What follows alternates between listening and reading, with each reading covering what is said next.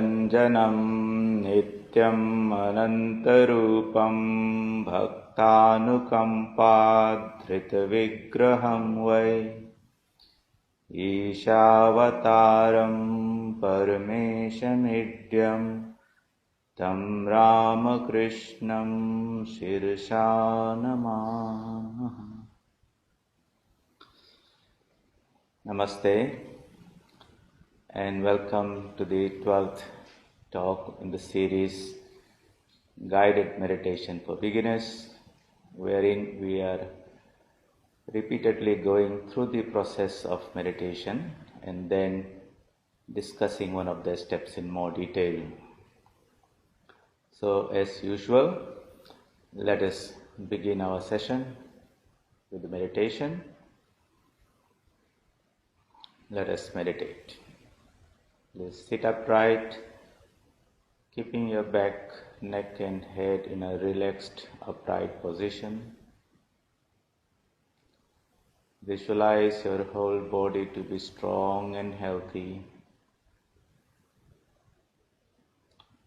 Direct your attention to various limbs of the body, and as you do so, visualize that each part of your body is full of vitality, health, purity. Direct attention to your toes, feet, ankle, legs, knee, thighs, back, stomach, chest, shoulders, elbow, arms, hands, to your neck, face, head, the whole body. This body is the temple of the divine.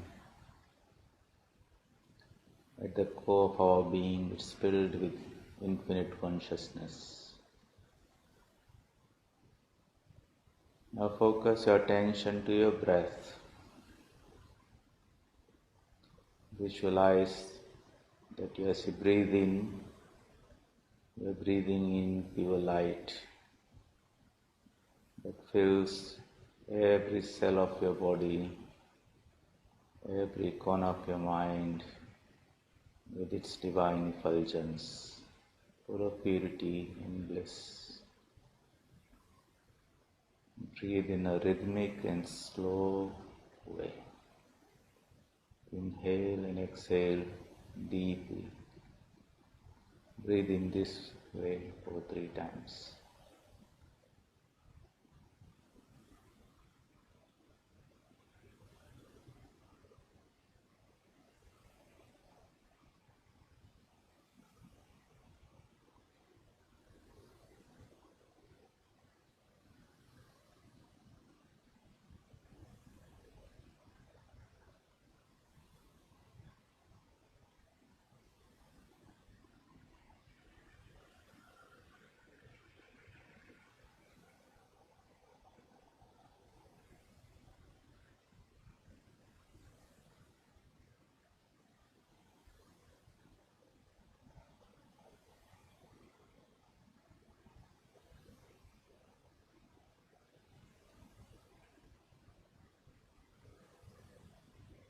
Now let us pray for the welfare of all beings.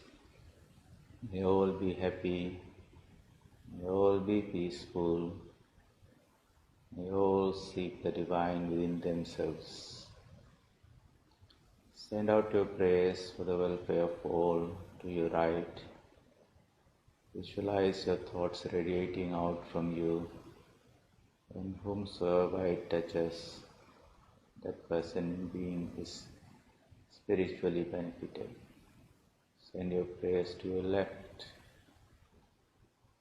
in front of you, behind you, above, below, and in all directions. With you as the center, visualize this race of prayers for the good and welfare of all beings going throughout the whole universe. Now withdraw your mind from the outside world and focus it into the center of your heart.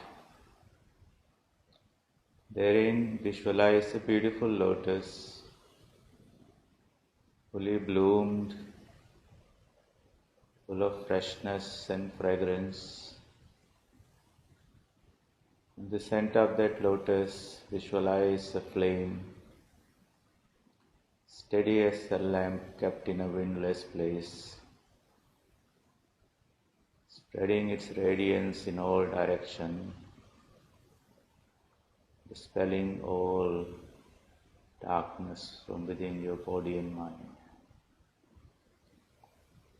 You may, if you wish, replace that flame with any divine form of your choice.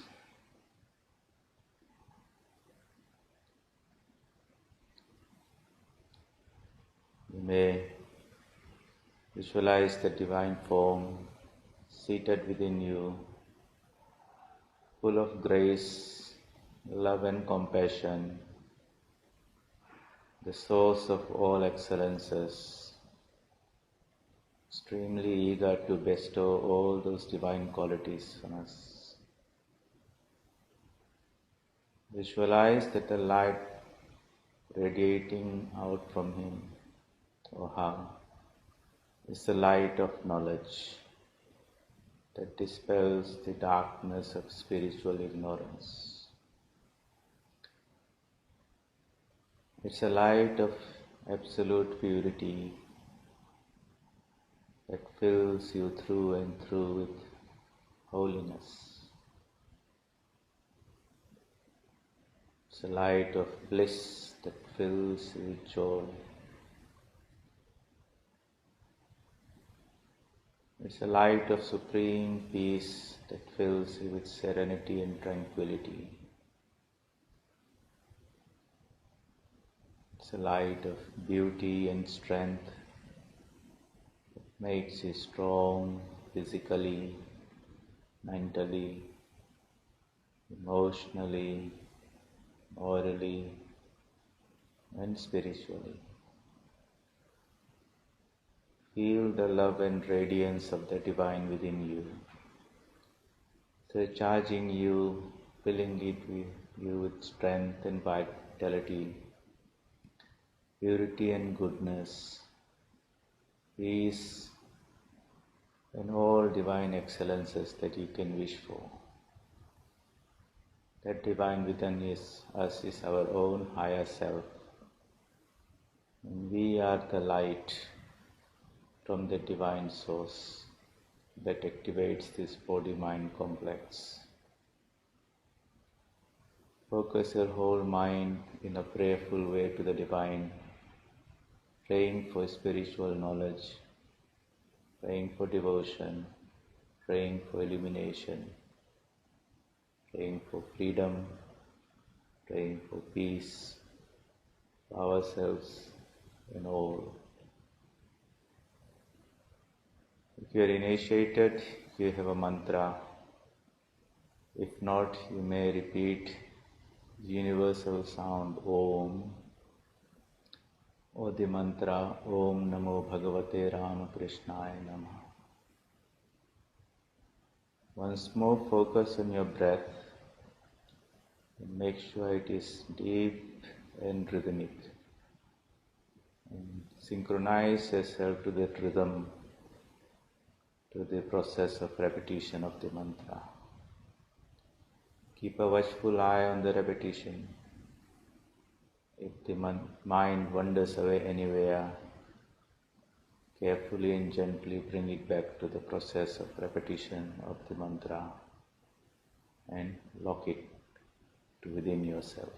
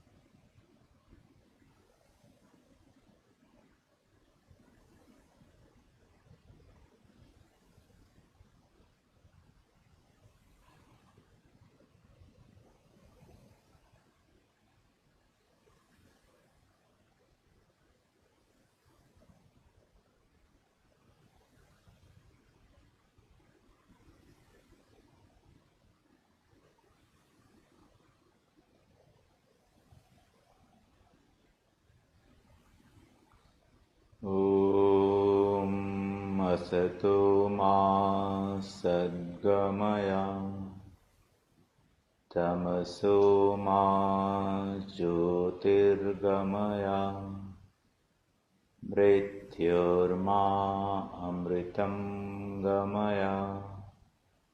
Om Shanti Shanti Shanti. Hari Om Tat Sat.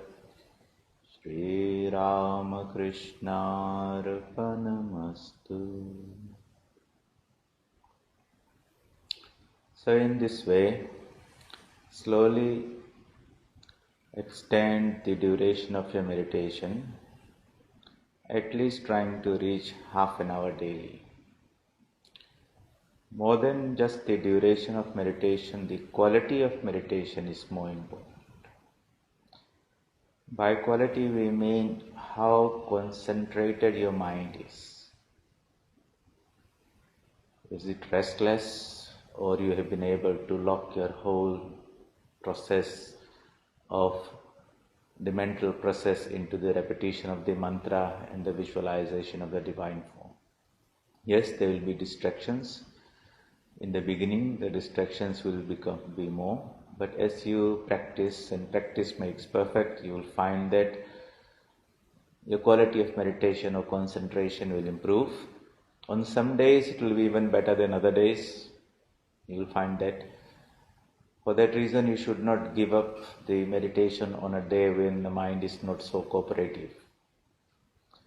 Actually, on that day, you should try to do a little bit more.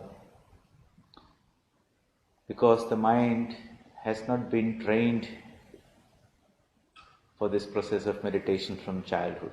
For so many years and decades, it has been having a free run, so to say, trying to find enjoyment and knowledge and everything outside. Now we are trying to educate it that whatever it is looking for, it's within. But even though the mind might understand intellectually, the conditioning of the mind will be such that it has a tendency to run outside. So we have to gently coax it back. When it runs off, don't forcefully bring it and say, come, you should be meditating in there. Reason with it just like a little child is there. Okay, we are not going to meditate for the whole day, for half an hour. And it's going to be good for us physically, mentally, emotionally, all that. Let's try it. We'll do it for 1 year. If it's good, we'll continue. If not, then we'll give it up. But let's give it a shot. In that way, you talk to yourself and convince yourself and try to give it a taste. And when through some practice for a couple of months, or weeks, depending on how seriously we do it, the mind itself will begin to feel, that was nice, I'm feeling a little bit more anchored, more balanced, have a greater poise in whatever I'm doing. So this is good. Maybe it's coming out of meditation. Along with that, if we carry on with our other spiritual disciplines, then you'll find that the mind will become your best friend. And a calm mind that is anchored within, that is steady, that is not easily ruffled by things happening outside, that has got its own sense of value and self-respect and esteem based on the divine nature of what we are, that is a wonderful mind. A mind that is not anchored within ourselves doesn't even know that there is something so beautiful within us, which thinks that I'm only a body, I'm some individuality, I'm some person, where did I come from, where am I going, what's the purpose of life? All those questions are all hazy. It is like a ship without an anchor that's touching the base of the ocean. So it's just drifting here and there at the mercy of the winds, so to say, external circumstances. So somehow we should keep on lowering the anchor, and you should have the rope long enough so that it touches this bottom of the floor of the ocean and gets hooked to it. Otherwise, if it's just dragging along, also that's not very good.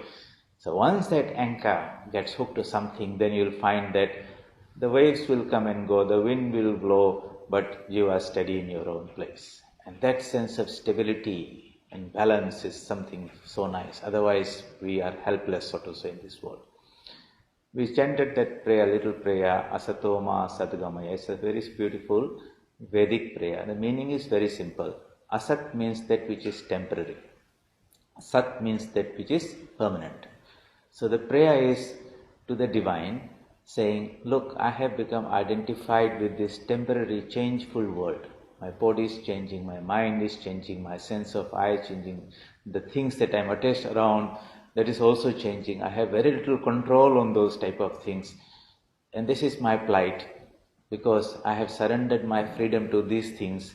And as they change, my happiness and all those things also change. When things are good around me, I feel happy. When things go down, chips are down, I feel bad. Basically, I am a slave to this external world. But within me, there is something that's unchanging, which is permanent, which is good.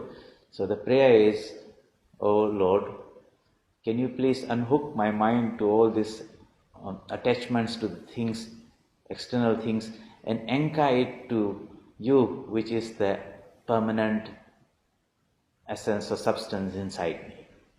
So we're trying to disconnect ourselves, so to say, from this, mentally disconnect ourselves from things that are around us and connect it to the eternal source. Asatoma Sadgamaya. Tamasoma Jyotirgamaya. Tamasa means darkness. Jyoti means light. There might be a light, but if I am too far away from the light, I am not getting that sufficient light to use it for seeing things around me. It's only when I approach that light, closer and closer, that I feel its effulgence and make use of it. So, this light is our own higher self, that intelligence that we feel, that from which that knowledge comes. That is not coming from the book or from the teacher. Those are external means, the school, the textbook, the teachers who stimulate the process by which the coverings of the mind are removed and the inner light shines. So what is my present situation? What is my plight?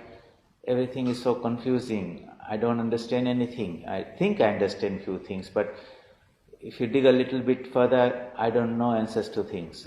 If somebody asks me, who am I? Who are you? You will tell your name and a little bit about yourself.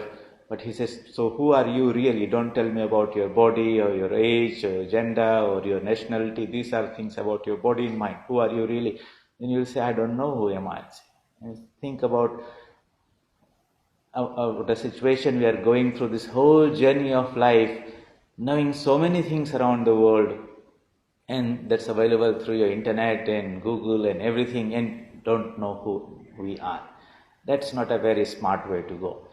So the teachers say that, look, compared to the knowledge of the external world, our self-knowledge is something far much more profound. Actually, everything that we know happens because of that consciousness of the self. Without that self, nothing is known. This body will be a dead, useless body when the self withdraws its powers out of it. Just like we go to sleep, it withdraws its power, and we don't even know who we are, where we are, totally in ignorance. So we go through this cycle involuntarily of little bit of sense knowledge, and then so many hours of total blackness, blackout we have when you go to sleep. We do not know who we are. Yet the sages, men of realization, said that no, there's no dark night there. It's like the sun. It is self-effulgent. You don't require something else to show it. It's not like the moon that reflects the sun, the light of the sun to reveal itself. It is self-effulgent, and it's the source of all knowledge. So that is my true nature. How beautiful, how profound, how empowering. The more I think about it, so good I feel about it. And so that is the prayer. Please lift me out of this darkness of ignorance and bestow unto me that self-knowledge. That is the prayer we are directing to the divine that's inside us. And it should come not as a casual little request. As you build a tempo and seriously think about our miserable plight that we are in, and then we become a little desperate to get out of it. And then the prayer becomes a little intense and sincere. So we have to understand what is our situation. Only then we'll try to wake up from this and try to make a change. Otherwise, we're happy in this world and we want happiness here itself. Then tamasoma jyotirgamaya, second. Mrityurma amritam gamaya. Mrityu means death. Death is not something to be afraid of. Wherever there is a combination, some energy is holding some particles and body parts together, and then due to old age or disease or something, at some point the body will lose its vitality and it will not be able to retain its form. That destruction part we call death. Wherever is construction, the destruction part will come. The duration might be for 5 minutes, or it might be for 15 billion years of a galaxy, but both of them, anything that's created must go back to its causes. So we look at ourselves. What is this that I consider myself? This body which I say it's I am. It's just a little baby that was there that grew up into this adult, and now it's at a certain stage of life, and after some time it will begin to wear out and we will not be able to replenish it and keep it in the same way, and all the signs of old age and everything will come. We might hide it and polish it and all those things, but no, dye the hair, put the cosmetics, still the things, and at some point it will disintegrate. That is the plight of everyone. This world is a huge graveyard where billions have come, billions have died, and we are in that process also. So if we identify ourselves with the body dies, we think we die. That is a product of ignorance. So body is changing, the mind is changing, our thoughts are changing, everything here is changing. Mrityorma, this world is full of constant change. Yet behind this, deep inside, there is something which is immortal. That's why sages in the Upanishads say, Amritasya Putra, children of immortality. They are trying to tell us, give us our own true identity. Not children of Mr. So-and-so. Children of that immortal bliss. That is our true identity. Otherwise, we are masquerading there in a wrong, without understanding ourselves. So, O Amritasya Putra. In the Upanishads, this Atman, the knowledge of the Atman is addressed as the bridge to immortality. Amritasya Setu. Setu means bridge. Amritasya means of immortality. The bridge to immortality. But you have to get on the bridge then and cross it to the other side to reach. On this side, everything is mortal. So it's a very simple, very universal, very profound prayer. But the prayer will come only when we understand our situation, which is not the best. Here everything is changing, ephemeral, transitory. There is ignorance. Death is talking around everywhere. At any moment it can touch you on the shoulder and say, let's go. You don't have time to say goodbye. Also, that is the effect of life. We might try to bury our head like an ostrich in the sand and say everything is good, but sooner or later it will get in whichever form, whether it's coronavirus or heart attack, or you go to bed and you don't get up. It will happen. It has happened to our grandfather like that. It will happen to us sooner or later. So let's not just waste our time. Use this life to reach something where even death cannot touch us and conquer us. That would be nice. So this prayer is beautiful, and the solution is within us. It's not somebody else will give it us. That's the beautiful thing about Vedanta. We ourselves are that beautiful being that we are seeking for. But we do not know that, and that's called ignorance. It's like somebody walking around looking for something, and if you meet him and say, yes, whom do you looking? I'm looking for myself. You are yourself. How do you try to know yourself? No, I'm looking for myself. See, that is the situation of most people. I'm looking for happiness. I am bliss. I am looking for eternal life. I am the nature of the Atman is immortality. So that is the paradox, so to say. So the scriptures guide us and say, have that re-educated identity of ourselves. Not that CV and biodata that we show in our when you're applying for a job or something. That is something, a name has been given when you're born. And when we die, you don't say the person in the coffin is Mr. So-and-so. It's just a body. Whoever is there is gone type of thing.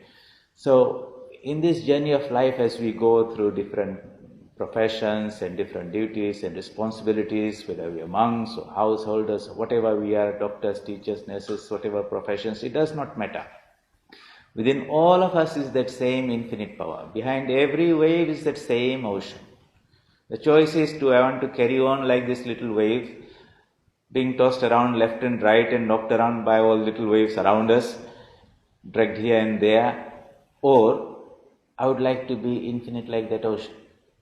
And you think about the grandeur of the ocean. Many people think there's no ocean, there are floating waves somewhere. There's no absolute, no God, no nothing there. I'm just an independent thing. How crazy is that? But the depth of ignorance is so profound that they don't even feel there's something behind me or within me like that. I'm just eat, drink, make merry, and that type of existence is there. Profound ignorance, darkness, it's like that. So, the more we contemplate on the ocean nature, the more the wave tries to connect itself to the ocean nature, the more it tries to understand that I as a wave, I as an individual exist because the ocean exists. And the difference between the ocean and the wave is that little name and form that is there, the shape. But the water is same. All the water actually has come out of the ocean. All the energy and the power that's manifesting is also coming from the ocean. Actually, his whole identity and being depends on the ocean. Without the ocean, he does not exist. Likewise, that same type of relationship has to be developed now between the person that I feel and the divine that is within me. Thinking that every knowledge, every piece of knowledge or awareness or consciousness that I feel in this body really comes from that deep layer of my being. I am conscious because of that consciousness that is in me. And I am manifesting a very little part of it. And Einstein or some great scientist or great philosopher manifested a little bit more. But no one can manifest the infinite, just like no wave can become like the ocean. The only way to become the ocean is to merge yourself into the ocean and become one with it. And that would be so profound and so great and so good type of thing. So the more it contemplates on the nature of the Atman, the more it will begin to get attracted to it. See, that's the thing. So, Shravan, you listen unto it. Manan, you think about it. Meditation means you contemplate on those divine qualities. If it is so beautiful, then I would like to, and it's my nature. Anything that's beautiful, after some time, if you think you would like to have it, a beautiful car, a beautiful house, or this or that, after some time you said, I would like to have it, and then next thing you get into action and trying to acquire it. So when we think about this beautiful nature of the Atman and its supreme peace that cannot get disturbed by anything, any external change happening, no matter how profound, even death cannot rattle it off in any way. Now that would be so self-empowering, isn't it? So the more we contemplate on the nature of the Atman, it's absolute freedom. It's not a slave to anything. It's absolute power. It's omniscience. It's all-knowing. Not an iota of ignorance in there. Imagine that type of state of mind, the Buddha mind, the Christ mind, the Ramakrishna mind. Absolute bliss. When you look at that bliss and that inner joy is oozing out of it type of thing. So that is my true nature. Okay, and the more we think about it in the depths of our meditation, we infuse some life into that idea. It becomes a living idea. In last Sunday's class, I was trying to talk about this. And when we infuse some energy and vitality and life into that idea, then that idea wakes up and grabs us by the neck and says, okay, I'm not letting you go. In the beginning, we try to hold it in somehow. At some point, it will catch us and say, attend to me. Do you know that you are because I am type thing? And that nice connection, suddenly the orphan finds the father. Suddenly the drifting wave finds the ocean. Suddenly the little spark of knowledge finds the infinite sun is rising in there. The little sense enjoyment suddenly finds that ocean of bliss in there. And the fear of death disappears because you have realized ourselves to be that immortal Atman. That would be a wonderful state to be. Try to even visualize a state like that. And say, if I were enlightened and liberated here and now, what would it feel like to be? Then we try to see when somebody who was like that, like Sri Ramakrishna or Buddha, Christ, and say, there was such a wonderful transformation in them. There was no fear. There was absolute oneness with everything. Perfect unconditional love with everything. Now our little loves of people and people, you're a wave and the surrounding waves are your family type of thing. And you feel they're mine, but really they're not mine. They're you, but not wave against wave, but as the waves from the same ocean. So, when I think the wave identifies itself with the ocean, then it finds the whole ocean, all the waves are part of it. Now, that is a much profound experience than having one or two waves around you and say, this is my family members. So, really, this Vedanta approach, the path of meditation, does not do any violence to things that we have. You'll still have all those things around, but your relationship is not a physical relationship anymore or intellectual, it's a spiritual relationship. And that is how so much empowering. Outside there might be all the differences.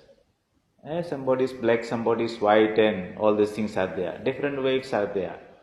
But all of them have the same content. And I am part of them and they are part of me. That type of oneness that is experienced in the realization is an expression, comes out as that profound compassion and love that swells in the heart of all these wonderfully realized souls. And then, like a Vivekananda, Sri Ramakrishna, Christ, and Buddha, and they're ready to forgive people. They're in ignorance, and they will do things, but they do not know, and they pray and they sacrifice and work hard to show them the light. That is our divine birthright.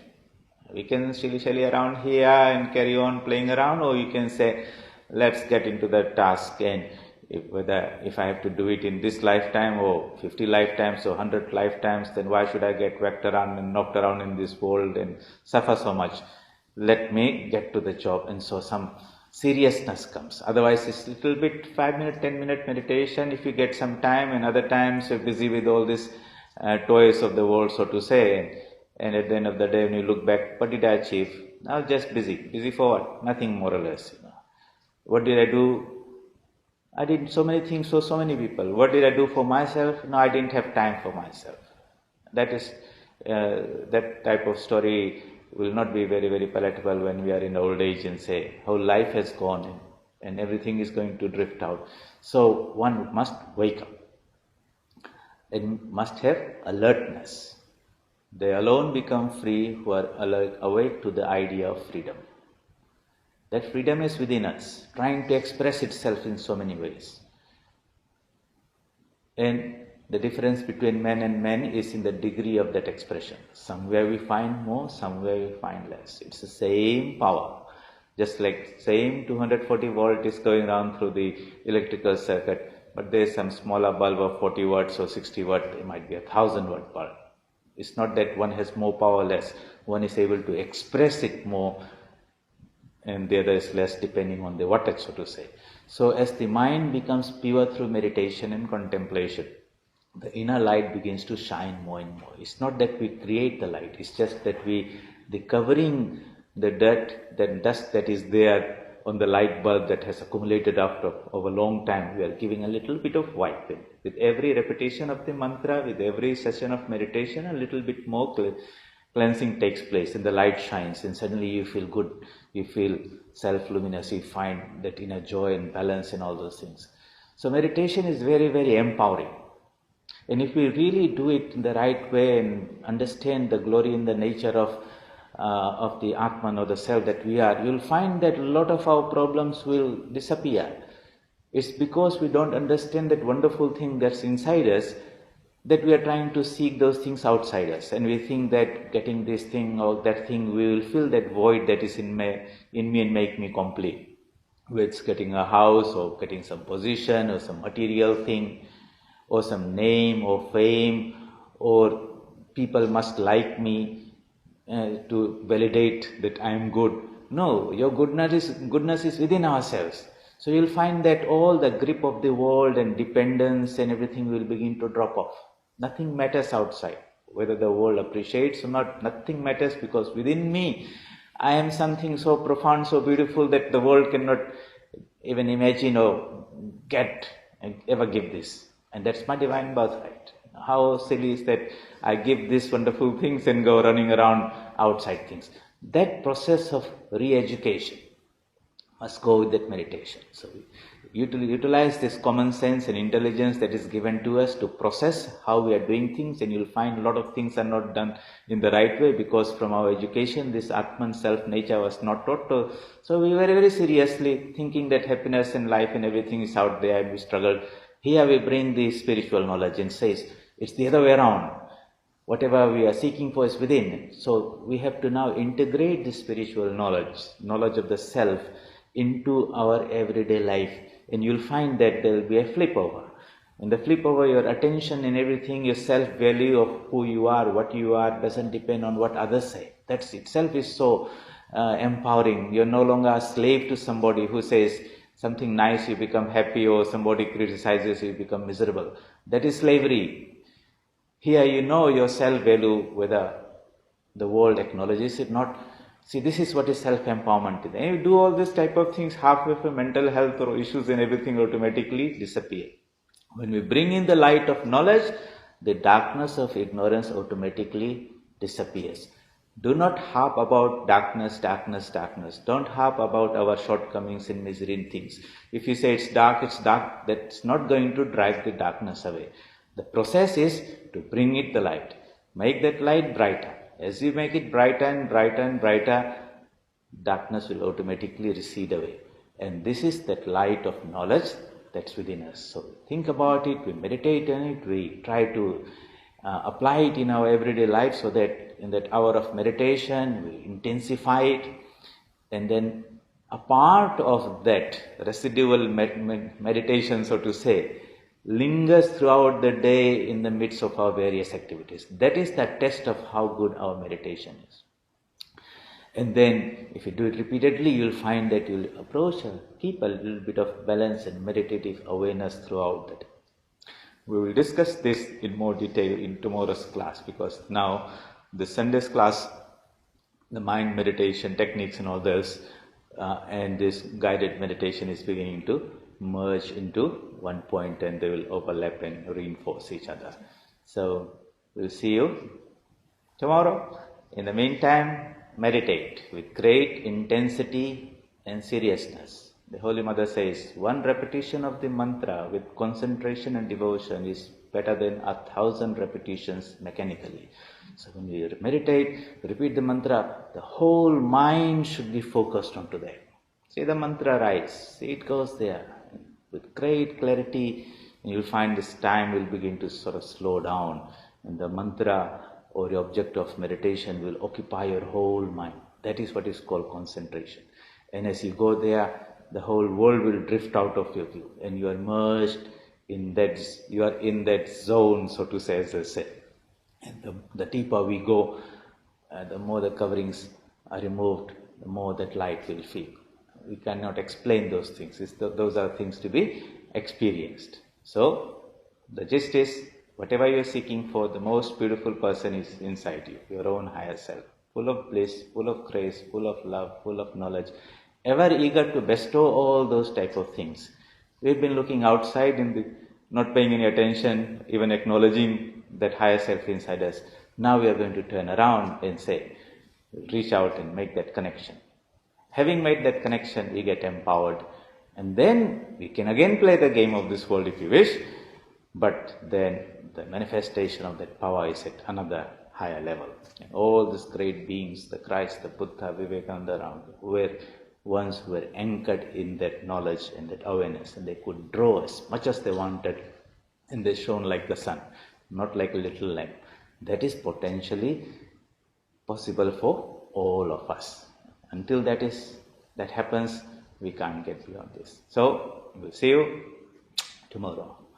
Om Asato Ma Sadgamaya Tamaso Ma Jyotirgamaya Mrityorma Amritam Gamaya. Om Shanti Shanti Shanti. Hari Om Tat Sat. Shri Ramakrishna Arpanamastu.